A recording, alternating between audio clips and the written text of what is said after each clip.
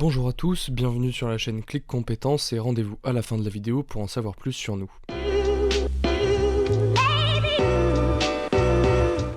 Alors aujourd'hui on va voir comment analyser des données pour les RH, que ce soit avec des graphiques ou avec toutes sortes d'histogrammes.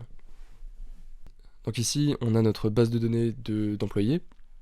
Admettons qu'on veuille faire un histogramme avec les âges par exemple, on va pouvoir sélectionner la colonne des âges et dans données, dans insertion, on va pouvoir aller dans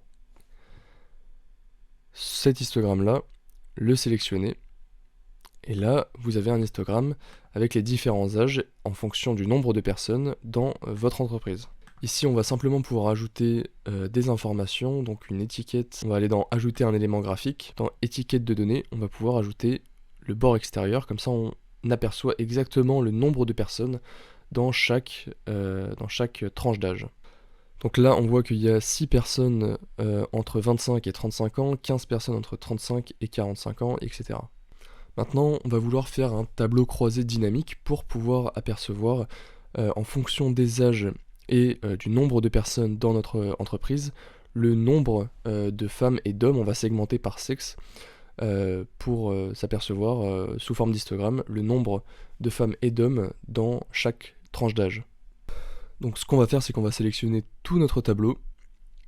Et pour créer un tableau dynamique, on va pouvoir aller dans Insertion, Tableau croisé dynamique, à partir d'un tableau ou d'une plage. Ici, on va sélectionner une autre feuille.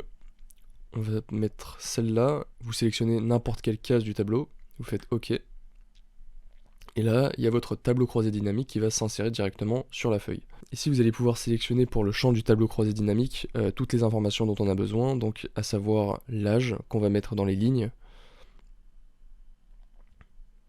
le nom qu'on va mettre dans les valeurs pour qu'il puisse calculer le nombre de personnes, et le sexe qu'on va mettre dans les colonnes. Une fois qu'on a fait ça, on va pouvoir créer notre tableau dynamique. Donc vous allez sélectionner n'importe quelle cellule du tableau, aller dans Insertion,